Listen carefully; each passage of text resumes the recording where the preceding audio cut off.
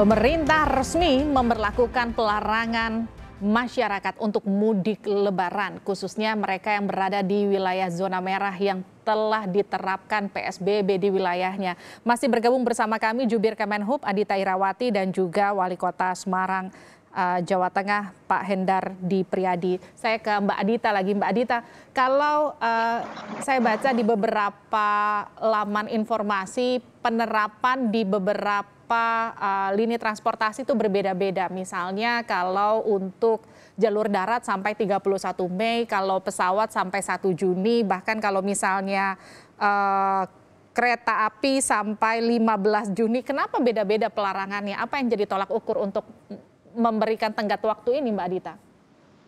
Iya, ini sekaligus juga akan saya klarifikasi.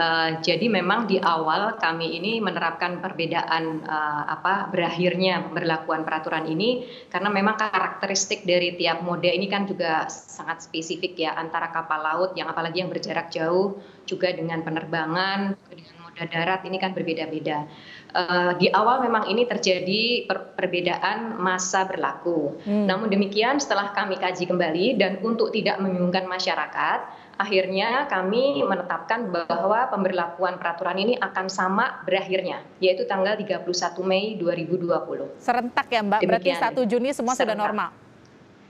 Insya Allah ya, karena dalam peraturan menteri ini pun kami sebutkan, ini akan menyesuaikan dengan dinamika dari pandemik sendiri. Jika kondisinya sudah membaik, tentunya kita akan selesai pada tanggal 31 Mei, tapi kita akan lihat kembali. Kalau kemudian memang harus diperpanjang, ini dimungkinkan untuk diperpanjang. Oke, saya ke Wali Kota Semarang. Pak, kalau tadi Anda berkata ada sekitar 1.800 warga yang datang ke Semarang, bagaimana kemudian memastikan mereka bukan PDP atau ODP yang kemudian berpotensi menularkan warga di Semarang? Kalau di tempat kami dengan aplikasi si datang itu hampir dipastikan semua yang dari Jakarta itu masuk kategori ODP, orang dalam pantauan. Sehingga kemudian dari data itu, server itu masuk ke servernya Polrestabes dan di Pemkot, di tempat teman-teman Dinas Kesehatan. Dan setiap hari dari data itu dipakai oleh teman-teman di satuan tugas di tingkat kelurahan, kecamatan dengan polsek dan koramil, mereka memantau pergerakan warga tersebut. Jadi tetap diminta untuk karantina di rumah masing-masing, diingatkan bahwa mereka selama 14 hari ini tidak boleh melakukan aktivitas di luar rumah. Oke, tapi bagaimana dengan warga yang kemudian kalau kita tahu karakteristik yang memang ada beberapa orang yang anggap saja masih bandel begitu Pak, diminta untuk karantina. Apakah kemudian tidak ada kebijakan dari Pemkot Semarang untuk kemudian langsung, oke, kalian datang sampai ke Semarang, saya langsung karantina Anda di satu tempat misalnya? Oh, itu ada juga yang kita siapkan, seperti beberapa masyarakat yang memang mereka mengatakan, mohon maaf, pemerintah kami ini dari pondok pesantren misalnya sebut saja satu kota kemarin, mereka ada sekitar 80 orang, tapi sebelum mereka mau masuk ke rumah masih perlu tempat untuk karantina. Itu kita siapkan di kompleks rumah dinas kami, di situ ada 100 kamar dan juga 100 tempat tidur di tenda, total 200 yang bisa dipakai oleh masyarakat untuk mengkarantina dirinya selama 14 hari.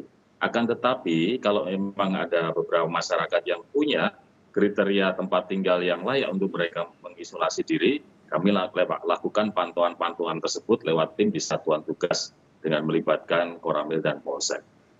Oke, jadi memang sudah dilakukan antisipasi sedemikian rupa begitu ya? Ya. Oke, saya ke Mbak Adita lagi. Mbak Adita, kalau kita bicara soal rencana mudik, rencana perjalanan, ini kan memang sudah dilakukan dalam rentang waktu yang cukup jauh, Mbak. Dan sementara kebijakan ini muncul, saya bisa katakan agak mendadak begitu. Bagaimana dengan proses refund yang bisa dilakukan masyarakat?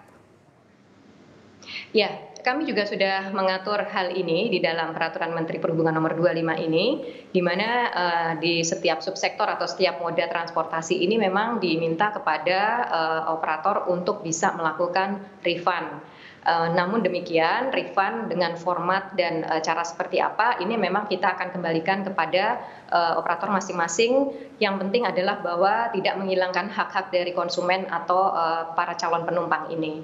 Kembali lagi bahwa ini adalah situasi yang memang tidak bisa kita hindari ya, dengan tujuan untuk memutus mata rantai penularan, sehingga ini hal-hal seperti ini memang mau tidak mau harus dilakukan. Dan kami juga sudah berkomunikasi dengan operator maupun penyelenggara transportasi untuk kemudian bisa melakukan hal ini sesuai dengan ketentuan yang ada di dalam Peraturan Menteri Perhubungan. Oke. Memaksimalkan larangan mudik lebaran, seperti apa upaya yang sudah disiapkan lebih lanjut oleh Kementerian Perhubungan, dan juga seperti apa nanti yang sudah disiapkan oleh pihak Pemkot Semarang, karena kalau kita bicara soal mudik pasti nanti juga ada dugaan arus balik yang juga nanti akan terjadi, karena kemarin kalau tadi Pak Sambodo sudah mengatakan ada sekitar 27.000 dan 25.000, 23 April dan 24 April ini, 2 hari ini, kendaraan yang sudah berhasil keluar dari ibu kota Jakarta. Bagaimana kemudian memaksimalkan upaya yang sudah dilakukan sedemikian rupa saat ini, Mbak Adita dulu? Ya, ini kita pasti akan selalu evaluasi perkembangan dari hari ke hari ya. Ini kita baru hari pertama, kita akan lakukan evaluasi, kita lakukan pemantauan juga, dan pasti ini akan menjadi perbaikan lagi dalam melakukan pengawasan dan pengendalian di lapangan.